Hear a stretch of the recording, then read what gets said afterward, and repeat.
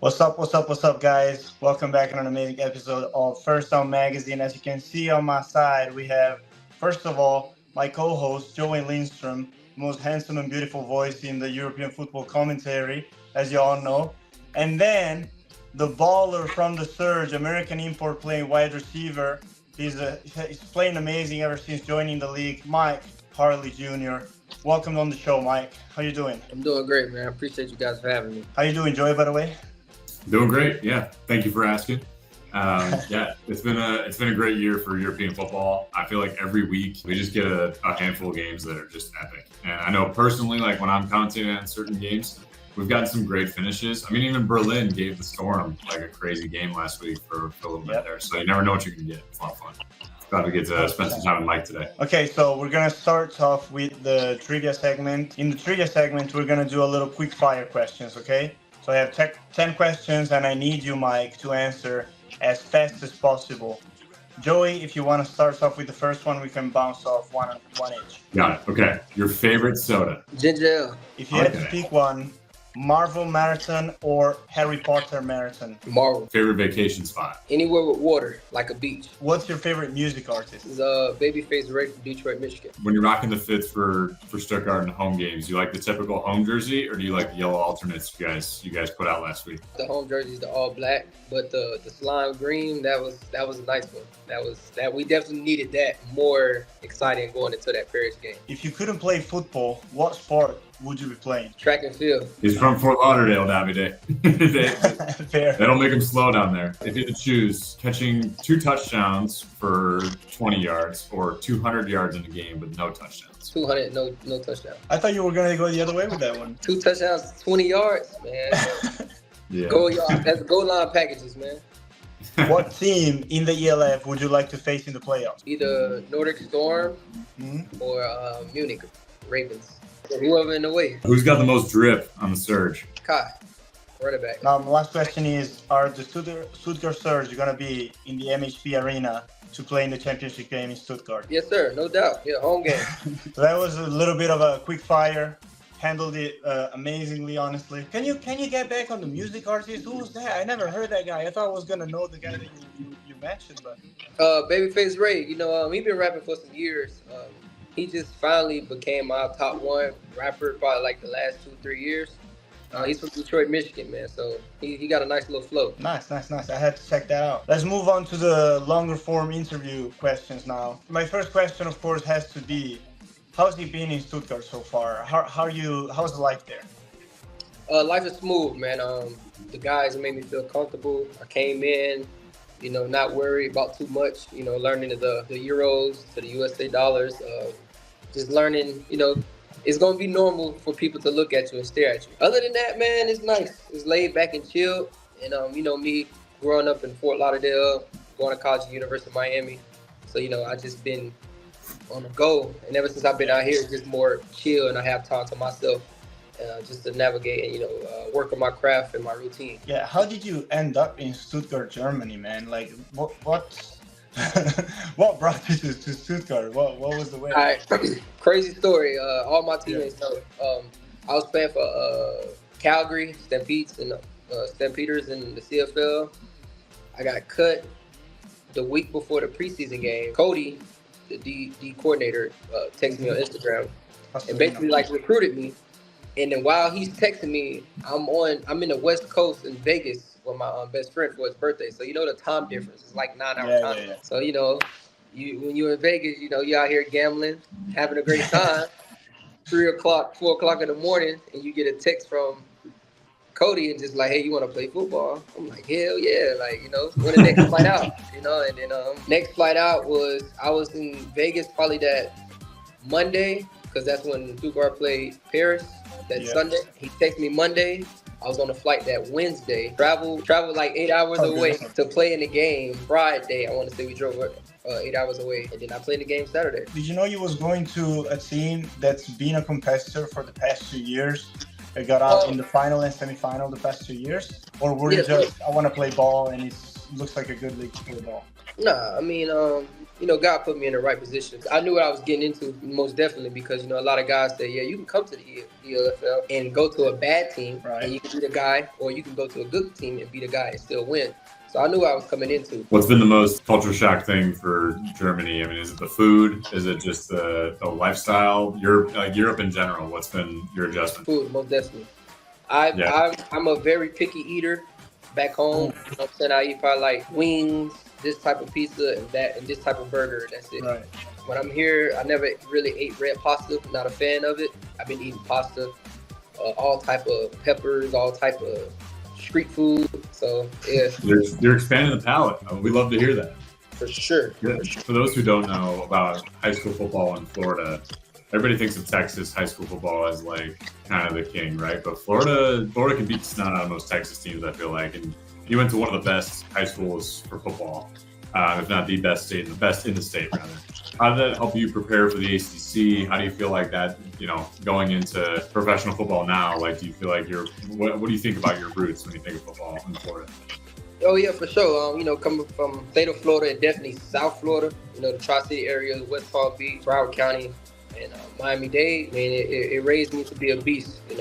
Either you in the way or you go get ran over. So, it's like really survival of the fittest. You get thrown out there as a young kid, 4 or 5 years old, big helmet, pants don't even fit, out there playing against kids and guys I went to college with for 15 plus years.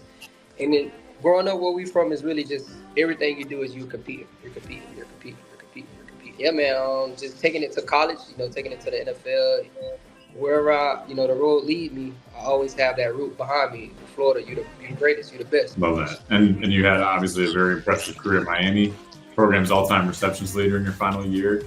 You passed Reggie Wayne, bro. That's crazy.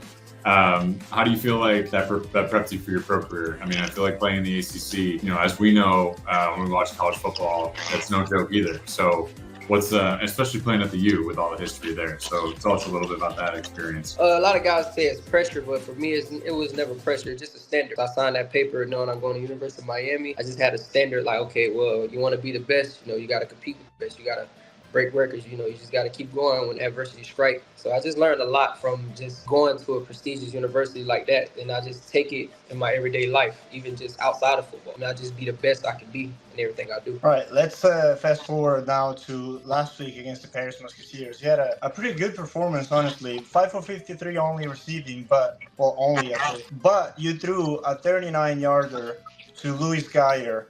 First of all, how was preparing for that play? Did you draw it up like a couple of weeks before? Did you have it just for Paris ready? Like, what's behind the scenes there? Coming in to practice on a good Tuesday, coach come in to me and he was like, hey, yo, who want to throw a touchdown pass? And I was the first one to speak confidently, like, hey, me. I played quarterback my whole life. I started playing wide receiver my junior year of high school, so I always had a cannon. And with that being said, we practiced it all week. No completion. Coach steady telling me, hey, Mike, plant your feet. Don't throw it on the run. Don't throw on your back leg. You'll have time. Game situation, I'm just like, I'm going to just do what I did in practice. And then the ball fell right in his hands. So yeah, that's impressive. Double coverage as well. My next question about that game is, how's them pineapples on the Paris sideline, though? It was real good. It was worth the 15 yards. You know what I'm saying? I had to I'm a team player, so I had to make a sacrifice. So you got a penalty for that? I didn't see that. Yeah, I got a 15. Yeah, we got a 15-yard penalty for that. End up scoring that drive. That's crazy. Some player got pissed off that he was eating them pineapples, so he came up to it. So.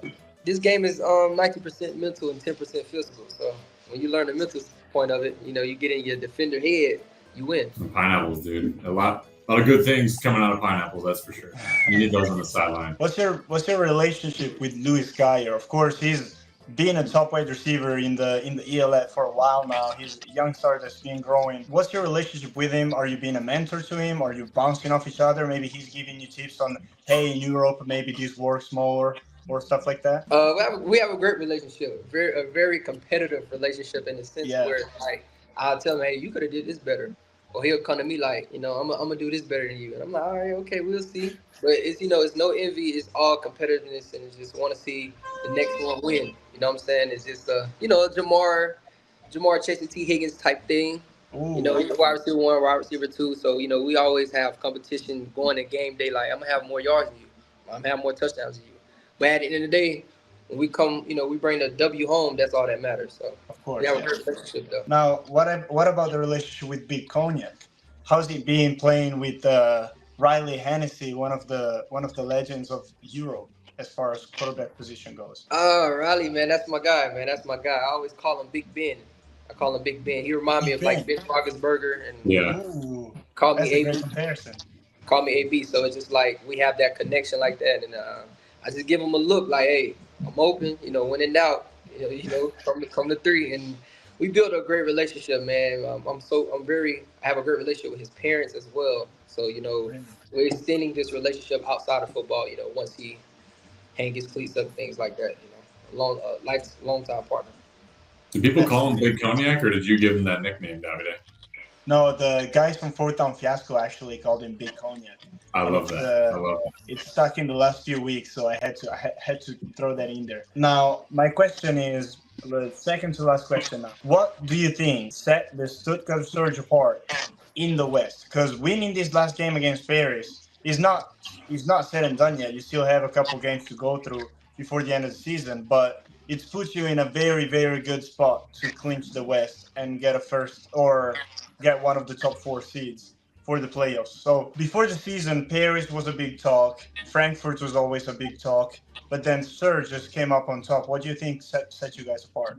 Coming in late, probably with the third game of the season, it's the saying, first impression is everything. And we played against Hamburg. Man, the defense, bro. That's the first thing that stuck out to me, the defense. Yeah. The Surge defense, the Surge defense, the Surge defense. Yeah. And then, on the flip side with the offense, we can really score when we want to. And once we put it all together on the offensive side and the defensive side, we'll be unstoppable. So with that being said, man, we just have like a drive, an edge. This team is tired of coming up short. They've been coming up short the last 2-3 years, and it's time to turn it around. It's time to bring it home. So we have a chip on our shoulder, and we just want to keep pushing one game at a time, treating every game as like a playoff game. Well, your next three opponents, including this week, have a total of 2 wins. So is there a little bit of mentality about coasting into the playoffs, or how do you guys kind of correct that as you go? Like we said, it's another game. It's like we're playing Paris, like we're playing Frankfurt, like we're playing, we're treating this game like a playoff game. We win to go home. We're just going to bring it every day, every Sunday, every Saturday, whenever. I gotta shout out my reporter out there in Stuttgart, Marcus Keynes. He's done an amazing job this year getting post-game interviews with the guy. Every time that he's interviewing guys from the other team that's coming to Stuttgart, the first question is always, how's playing this Stuttgart defense? And the Stuttgart defense has been famous for a while now because Coach Newman and Coach Pastorino, and they have this different approach to playing defense compared to the other teams in the league. So my question to you is, how fun is it, first of all, to train against this Surge defense in practice, and how much do you think it helps your offense being like, we're training against a top defense, so we need to be a top offense, How much does it help you be on job every week? Iron sharpen iron. If we practicing twice a week, we're going to war twice a week. We practicing 3 times a week, we're going to war 3 times a week. Yeah. I'm the best on best, so like you said, it make it easier for the game. We just go out there with a competitive edge every day, man. Coaches spot the ball down, and we just go at it. We practice smart, but at the end of the day, we leave no regrets on the field. Just competing with the defense and make our job easier when it comes against it. Do you have any DB that you have more of a competitive relations with, or you're having more fun with during practices and stuff? Oh, most definitely. Every time we have like a one-on-one period, I always call out Ben, cornerback. I just like making him sharp. I love making him better. If you can guard me, you can guard anyone in this league. Yes, and obviously, I go against Raheem. Best on best, sharp. Iron sharpen iron. Yeah. Just a lot of guys that just won't work, and that's one thing about me. I always have a great spirit, and I just want to work. And whoever line up in front of me, just hope for the best. Well, the next segments of the show is gonna be game picks. So this is gonna be with Jamal. We're gonna record that after. My question to move on to game picks and end the interview is: you're playing against the Hamburg Sea Devil next week, right? The Hamburg Sea Devils just had a great game against Rheinfire. They were leading at half, and then even though they were missing their starting quarterback, in the second half they kept it close. How is the team preparing for this Hamburg Sea Devil team? And have you circled any name or anybody that you need to take care of on defense? We're just preparing like this game like every other week, we're preparing for Hamburg's starting 11. You know what I'm saying? All the guys is on the field. They're on the field for a reason. You know, when you watch film, number 45, he stands out. Yeah, He's a sack leader. You got to give him his respect. Cal Kitchens, 3-time Yeah, Defensive Player of the Year out of 4 years in the league so far. So yeah. definitely So a guy you got to circle. yeah, man, he's a threat for sure. So game planning around him, and game planning, in the back end as well. Just getting guys in the right spots, getting guys the ball, and get playmakers the ball, and you're gonna take it one play at a time. If you had to, would you get a pick on Kyle to help your O line, or would you rather stay out of there with Kyle Kitchens? Oh no, I have my faith in my our tight ends. I'm gonna get out the way on that one. Yeah. I'm gonna get my way. Get out the way. Yeah, all right. Well, Any thank you plans? so much. Any plans for after this game for the bye week? Bye week. The first bye week I end up flying back home to Miami. This bye week I'm staying out here. I might go to Barcelona or Italy, somewhere, I don't know. Madrid, But, though. if you're coming to Don't count on Miami. Madrid. I don't know if you guys are football. Wherever the beach is. All right, so Barcelona's a good choice. Davide knows Barcelona is he the knows choice. the pretty places more than I do. But. Hey, if you're swinging by in Italy though, let me know because I'm from out here. So yeah, Oh, for sure. I can put you on for sure. All right, well, Mike, thank you so much for coming on the show. It was so good to have you, and of course, best of luck with the Hamburg game. Joey, thank you so much as well. I don't know if you're calling a game this weekend. In case you are, best of luck with it. All right, man. Thank y'all. God bless. Yeah, appreciate it, Mike.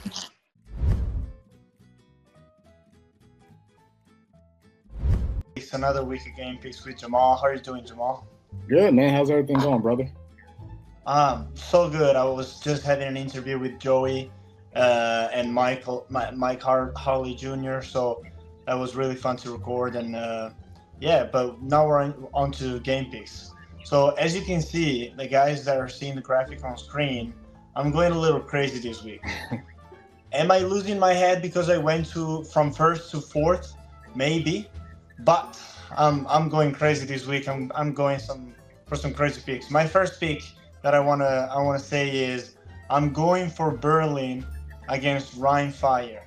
Rhein Fire is not convincing me at all against these teams. They lost against the Raiders. They barely won against the Hamburg Sea Devils, even though the Sea Devils didn't even play with a quarterback for the second half. And I think that's probably what saved Rhein Fire, because if Hamburg had the quarterback for the second half, that Rhein might have lost. And you know who has a quarterback that's playing pretty well right now in a team that's coming up? It's Jacob Sullivan and the Berlin Thunder. So I'm rolling with the Thunder for this one. I want a crazy upset. And yeah, I said in the Insiders group chat, my hot take for the last 3 games of the week is that Rhein Fire misses the playoffs and loses out to miss the playoffs. Ends the season with a negative record. So the first step is for them to lose to Berlin. So that's why I went for Berlin. What do you think about this pick? Yeah, I think, you know what? You're not crazy to think or how you feel about the Rhein Fire, because they've been very inconsistent. Yeah. I just don't know if this is the game that they lose. I don't know if Berlin could play a full game, to be honest with you. I think they showed some sparks against Nordic, but I don't know if they could play a full game. And you got to think, Fire still have Madrid and the Raiders. So if they lose this game, they could lose out, like you're saying. That's what I'm saying. I'm saying if they focus up on Madrid and Raiders and try to be ready for those games, they might get caught off guard in this game against Berlin. That's what I'm hoping for, I guess. Yeah, I think we saw something from the offense last week with them being able to push the ball downfield a little bit. Obviously, Chad had about 300 and some change, but interesting pick. I'm not mad at it though. I respect it. Interesting pick. Nice. But I think I have another very interesting pick that I went for. I'm rolling, and this one is I'm maybe a little more scared to do it, but I'm rolling with the Frankfurt Galaxy against the undefeated Nordic Storm this weekend. So as you said, Berlin showed some sparks against the Nordic. I think it's because Berlin they're bringing it together a little bit. They added some key pieces through the season, and they're coming together in my opinion. But also another team that's coming together is the Frankfurt Galaxy, they're hot after putting up 75 against Cologne. I don't know if they necessarily are able to put up 51 in one quarter against the Nordic like they did against Cologne, but I don't think they need 51. I think if Wang and Easton and Kaya and that amazing offense that's been playing, they made the Surge shit the bed. The Surge was scared. The Surge won in the end by 15, but the Surge were scared for I say at least 2 quarters and a half of that game. So my opinion, Frankfurt Galaxy are gonna come in against the Nordic Storm. They're gonna give them a tough game. They're playing at home. Purple Hell is gonna be a huge impact in this game. They got the orange jerseys this game. True, also alternate jerseys, the orange jerseys this game.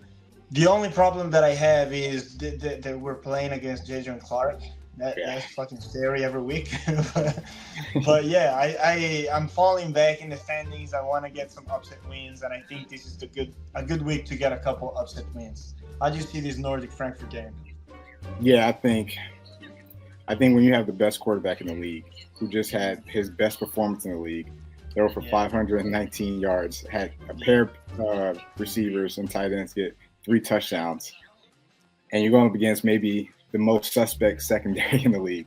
I don't think it's a good matchup. I would say this: Bijan Harris has elevated that secondary, and I don't know why. Bijan is going to have 3 picks, one of them being a pick 6, and 2 punt returns for a touchdown. He's going to carry the team. I don't know why he hasn't been signed from the beginning. I don't know what teams are looking at, but Bijan Harris has definitely upgraded that secondary. So we'll see. But also Wang and Easton, man. Give some props to Wang and Easton as well. They're playing awesome on offense. Yeah. Like Wang is bringing out players on the Frankfurt Galaxy offense that when they started playing with Wang, I was like, oh, right, you're playing there. Like, you're a good player on that team. I forgot you were there. Like Kaya, for example. Where was Kaya all the rest of the year? Yeah, no, absolutely. Kevin Kaya, I mean, Matt and I just did a dual post about guys who could use a change of scenery. I think Kevin Kaya has not been used properly with Frankfurt, and he could definitely use a change of scenery next year. You saw what he did when he was with Markel Castle the year before. So it definitely is going to be interesting. But I look at this Nordic defense, and I think they're similar to the Surge in regards to, like, good up front, skill, talented, fast, a bunch of guys who feel like overlooked and underrated, and they all wear that chip on their shoulder. I don't think they're going to overlook Frankfurt. And until I see Frankfurt do it, it was similar to like the Raiders and then beating a quality opponent. Until I see them do it, I'm not going to believe it's going to happen. That's another team that's probably stuck in between trying to figure out what their identity is. But I think Nordic pulled this off. But it's going to be an interesting game, though. I'm not going to lie, because, like I said, Bijan Harris has elevated that secondary, and we'll see how they play. One thing I can say, in my opinion, I don't know the lines yet, but whatever the line is for the points on this game, if you're a betting man, smash the over on this game. This is going to be such a fun game to follow. It's going to be 70 plus points. It's going to be, well, that's what I'm hoping for. I'm hoping for a game that's going to be really, really fun on offense, and I think that's what we're going to have. And I'm hoping for the Frankfurt Galaxy to kind of keep in it, like the Surge, maybe sneak away with it in the end for my picks. But in general, it's going to be a fun game to follow. But other than my crazy stuff that I've wanted to do this week, let's move on to the game of the week. There's one clear favorite. What's the game of the week for this week? Hey, we got to go to the South. We got to go to Bravo Land. Bullland in Madrid as they're playing the Raiders. The Valle Hermoso. Yeah, the Raiders almost gave this game away last time they played. They literally. I was there in Innsbruck when they played the first leg of this game, 35-34. It was just a 2-point conversion at the end. It was probably one of the best games in the whole year, to be honest. Yeah, and a bad read by Reesenet, and they end up losing. So that, again, something like that doesn't give me confidence that the Raiders are the clear better team. I think they did a good job at, getting out to a fast start. But when you're playing against the best show in Europe, you gotta score points, but you also gotta stop them. And I don't see if Madrid gets to the playoffs, they're gonna give a lot of teams issues because outside of that Hamburg game week 1, they haven't been under 21 points, 28 points a game. Yeah. Probably So 28. Like they score over 30 every week. It feels. Yeah. So you got to figure out how to limit them to like 17 and below, right? Otherwise they're going to score almost every play. Yeah. Do you think Madrid's defense is going to come more prepared? Like every one of us is going for Madrid this game, and it's also probably because probably most of us expect to split, and when Raiders won at home, we're expecting Madrid to win at home as well. But my question is, at the game last time, it was clear as day. The only reason why Madrid had to like get into that situation where they were first forced into a mistake on the 2-point conversion was they couldn't stop the offense for the Raiders, especially they couldn't stop the rushing game. Like Madrid will score in like 2 minutes by like, huge plays to the two young guys, JFC and Torre de Dia, or Dragan wasn't even there, I think. Maybe he was just back, first game back. Yeah. But we all know Cruikshank has been tearing it up the whole season. The problem was they didn't have a rushing game, meaning Justus was just injured, or Edu Molina wasn't at that level that he's I think playing that was right his now. first game starting. Exactly. He wasn't at that level yet. And on the other side, Bonatti was ill, but he still had a good impact in the fourth. And Hansel Vanter, I don't know how to pronounce that name, but number 24, the running back for the Raiders, had a huge game. They couldn't stop him anywhere. I think he broke out about twice. He looked like Saquon Barkley against the Los Angeles Rams. I know you're a Rams fan, so I had to dig at you with that one. But yeah, do you think the Raiders are able to no, the Madrid defense is able to stop the Raiders this weekend? It's going to be hard because you got to figure out where Cruikshank is, right? Yeah. But what makes it hard is not just Cruikshank and not just Forrest Calderon, who's been balling all year, but ever since Sexton Dragons came back and play, he's elevated the offense even more. Yeah, Raul Cerruta and Raul Cerruta's back too. They're granted they don't use the tight end much, but that's just more weapons, right? Yeah. Justice Seelig is back. Edo Molina's back. They're besides Nico Barrow not being in the offense, they're at probably like 90% of like their talent. So. Yeah, they got guys. The other way around, though? Do you think the Madrid defense can keep them? Like, if the Madrid get 2 stops, in my opinion, 2 or 3 stops during the game, that's enough for Madrid to win the game, in my opinion. Yeah, that's the question. Like, how does Madrid defense stop the Raiders? Because if I'm the Raiders, I'm controlling the clock. I'm limiting possessions for Reesenet to get on the field, and I'm hoping my defense could get a stop or two. And then when they do get a stop, you have to score. I think last week when the Raiders played Munich, they only scored 3 points in the second half, but they still had a chance to put the game away. But it was in the fourth quarter around the 5-minute mark. They literally had the ball. All they needed was 3 points. Sack, fourth down, punt the ball. Munich goes down and scores. If they would have scored at least 3 points, that would have been a 2-possession game. It would have been over. So, the defense has to get stops, but Raiders have to play complimentary ball and make sure that like they take advantage of those opportunities. Yeah, it's gonna be interesting. Also, as you said, like last week the Raiders, gave up the ball in a crucial moment where they needed points. The first time that the Bravos played the Raiders, I don't know if you remember, they were up and they had the ball. Then they were stopped. Madrid gets the ball back. They're able to go down the field. Ultimately, they don't get the 2-point conversion. But yeah, it's gonna be interesting to see if the Raiders can keep playing on offense for fourth quarter, like through the fourth quarter, because you can be up, but against some of these offenses, like the Ravens and like the Bravos and some other in the league, you can't stop playing for a quarter because you're going to fall behind. You're going to keep putting up points if you stop playing for a quarter. So, yeah, that's going to be definitely interesting.